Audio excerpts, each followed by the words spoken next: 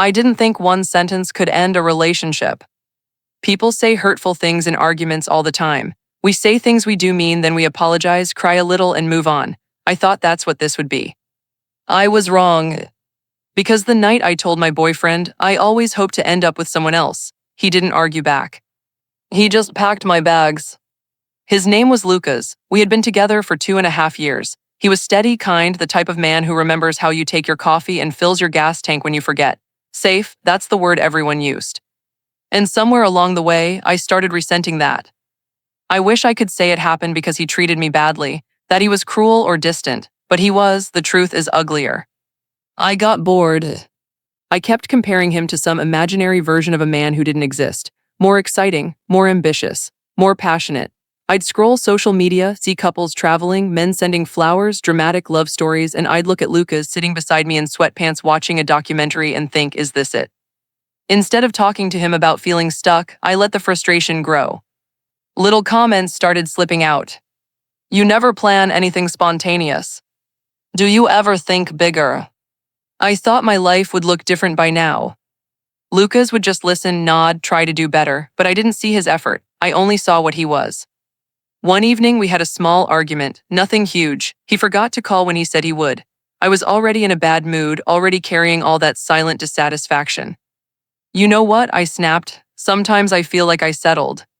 He froze, settled. I kept going because once the anger starts, pride takes over. Yeah, I always imagined ending up with someone different.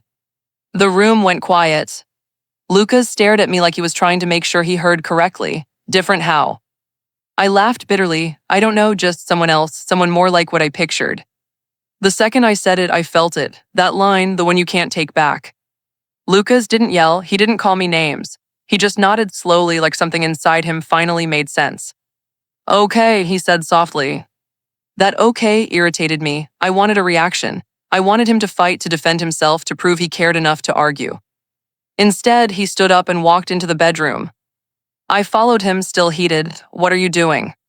He opened the closet and pulled out my suitcase. My stomach dropped. Lucas, stop being dramatic. He didn't look at me, he just started folding my clothes carefully, shirts I'd left at his place, jeans, pajamas.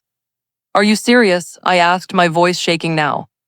You said you always hope to end up with someone else, he replied calmly.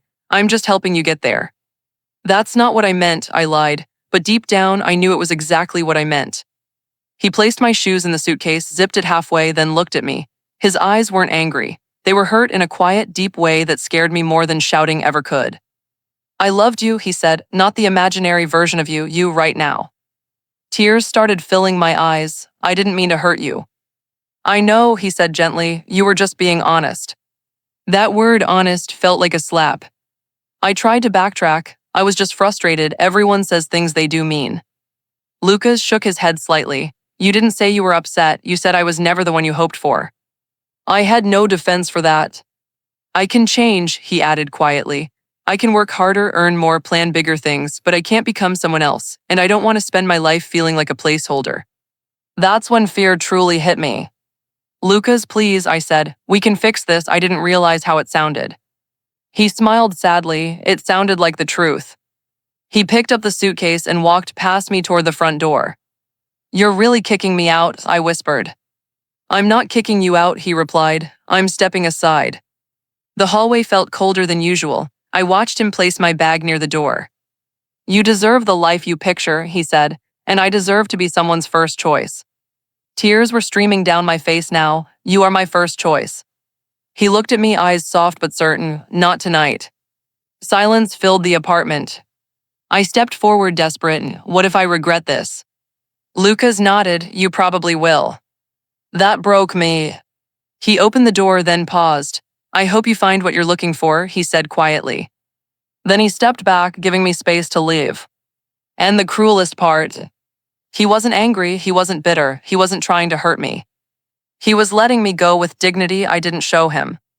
As I stood there holding the handle of my suitcase, I realized something too late. I didn't want someone else. I wanted him to magically become someone I invented in my head. And in chasing that illusion, I lost the real person who loved me exactly as I was.